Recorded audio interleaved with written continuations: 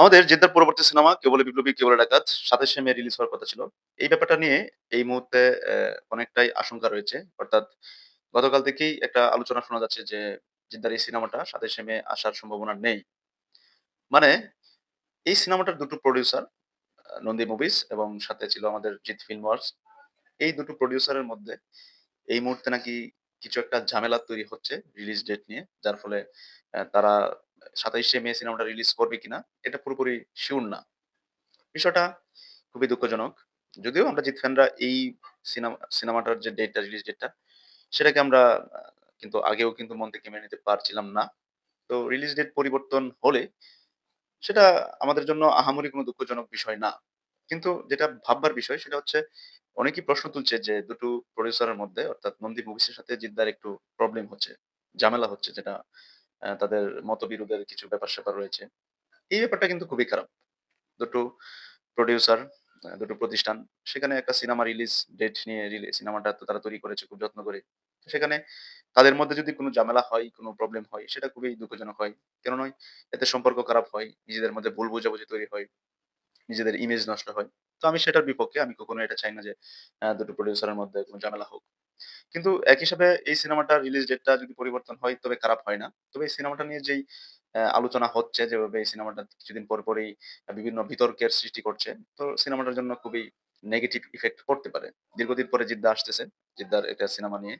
এই সিনেমাটা নিয়ে এত নাটকীয়তা এটা আমাদের এই মুহূর্তে আর ভালো লাগছে না। যাই হোক সিনেমাটা দ্রুত যেন রিলিজ হয় এবং ভালো একটা ডেট ফিক্সড হয়ে এই ঝামেলা থেকে জিদ্দা বের হতে পারে। জিদ্দা খুব সাধারণ মানুষ, সহজ সরল মানুষ। কখনোই মারপ্যাঁচের মধ্যে থাকতে পারে না। নন্দী মুভিজের বিষয়ে আমরা যতটুকু জানতে পেরেছি, এদের চারিত্রিক ব্যাপার নিয়ে বা এদের চরিত্র নিয়ে খুবই ঝামেলা। এই প্রোডাকশনের প্রোডিউসার যারা মানে এই প্রোডাকশনের যারা অ্যা মালিক রয়েছে, তাদের কর্মকাণ্ড খুব একটা যে ভালো এরকমটা না। কিন্তু জিদ্দা সবসময় honest, সৎ। তিনি অ্যা যেটা ভালো মনে করেন সেটাই তিনি করেন এবং তিনি কখনোই খারাপ কাজ বা খারাপ কোনো উদ্দেশ্যে কোনো কিছুই করতে চান না। এরকমটা জিদ্দার মধ্যে নেই এবং তার সাথে যেহেতু মানে একত্রিতভাবে যেহেতু তারা এই সিনেমাটা তৈরি করেছে, সেক্ষেত্রে নন্দী মুভিজের কিছু আ অযৌক্তিক দাবি-দাবা থাকতে পারে যেটা জিদ্দা হয়তো মানেনি। যার ফলে জিদ্দার প্রতি তাদের একটু চুলকানো তৈরি হতে পারে। সবশেষে এই সিনেমাটাকে মুক্তি দিয়ে জিদ্দা এখান থেকে বের হতে পারলেই হলো। কেন নয়?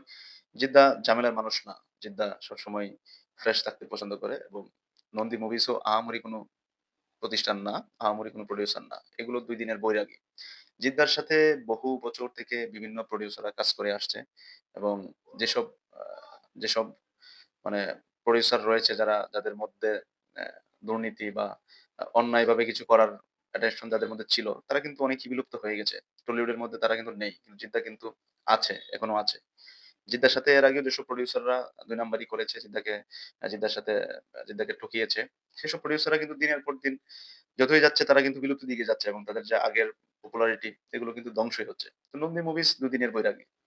আমি বেশি কিছু বলতে চাই না। এই প্রোডাকশন এই তো সবে আসলো। এরা হারিয়ে যাবে। এদের কোন অস্তিত্ব থাকবে না। কিন্তু জিতের পিছনে কিন্তু এর আগেও বহু প্রোডিউসার লেগেছে। জিতের কিছু করতে পারে নাই। জিত কিন্তু জিতের জায়গাতে রয়েছে। কিন্তু তিনি তার নিজের শক্তিতে চলে। তিনি সৎ, তিনি আদর্শবান। তো তাকে আটকানো, তাকে থামানো বা তার সাথে রাজনীতি করা, নোংরা রাজনীতি করা, তাকে তার নেগেটিভিটি করা, এগুলো করে লাভ নেই। আগেও অসংখ্য মানুষ তার পিছনে লেগেছে, এখনো লাগছে। কিন্তু কেউ কিছু কিন্তু করতে পারে নাই বা করতে পারবেও না।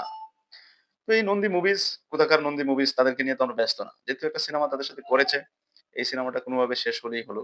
আমরা নন্দী মুভিজ নিয়ে ব্যস্ত না। জিৎ ফ্যান্সরা নন্দী মুভি নিয়ে ব্যস্ত না। এবং জিদ্দার সাথে জয়েন্ট আরেকটা সিনেমা করার কথা ছিল যে 'বৈরাগী' যেটার অ্যানাউন্স সম্ভবত এসেছিল যেটা নন্দী মুভিজ এবং জিৎ ফিল্ম ওয়ার্কস একসাথে তৈরি করবে।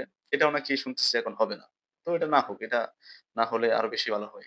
আমার কথা হচ্ছে নন্দী মুভিজ যদি তাদের মধ্যে থেকে যদি কোন প্রকার ২ নম্বরি ভাবনা চিন্তা থেকে থাকে, তাহলে জিদ্দা এদের সাথে একসাথে কাজ করার কোন মানেই আসে না। আমরা ফ্যানরাই চাই এটা জিদ্দা এদের কাছ থেকে সরে আসুক।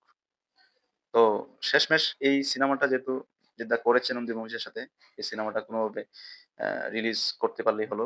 সিনেমাটা নিয়ে অনেক জলঘোলা হচ্ছে। এটা এখন আমাদেরও ভালো লাগছে না। সিনেমাটার হাইপ উঠছে আবার কমছে। এভাবে যদি রিলিজ ডেট পিছিয়ে যায় সিনেমাটা সম্পর্কে মানুষের যে উন্মাদনা ছিল সেটা কিন্তু নষ্ট হয়ে যাবে। সিনেমাটার ক্ষতি হয়ে যেতে পারে। এই ছিল আজকের মন্তব্য। সবাই আশা করি ধৈর্য ধরে অপেক্ষা করবেন। অবশ্যই জিদ্দা ফাইনাল কোনো সিদ্ধান্ত ডিসিশন নিবে। আর ২৭শে মে যে এখনো আসছে না সিনেমাটা, এখনো কিন্তু এটা সিউর না। আসতেও পারে। যেহেতু এখনো সময় আছে, অনেকটা সময় আছে। এই সিনেমাটার জন্য ১ মাসই যথেষ্ট প্রমোশন করার জন্য। আর জিদ্দা ১ মাস হাতে রেখেই প্রমোশন করে। যেহেতু এখনো দেরি আছে সেটা তাদের মধ্যে নেগোসিয়েশন হতে পারে, তাদের মধ্যে সমঝোতা হতে পারে এবং রিলিজ ডেট এটাই বহাল থাকতে পারে। আমরা পরবর্তী আপডেটের জন্য অপেক্ষা করি। প্রোডাকশন হাউসের আপডেটের জন্য অপেক্ষা করি। জিদ্দার মন্তব্যের জন্য অপেক্ষা করি। তার আগে কেউ আমরা এর আগে কেউ আমরা এই সিনেমাটা সম্পর্কে নেগেটিভলি না প্রচার করি এবং যারা জিৎ ফ্যান্সরা আছে এবং জিতের যারা ভালো চান, তারাও এটা নিয়ে বেশি একটা নেগেটিভ কিছু প্রচার কইরেন না।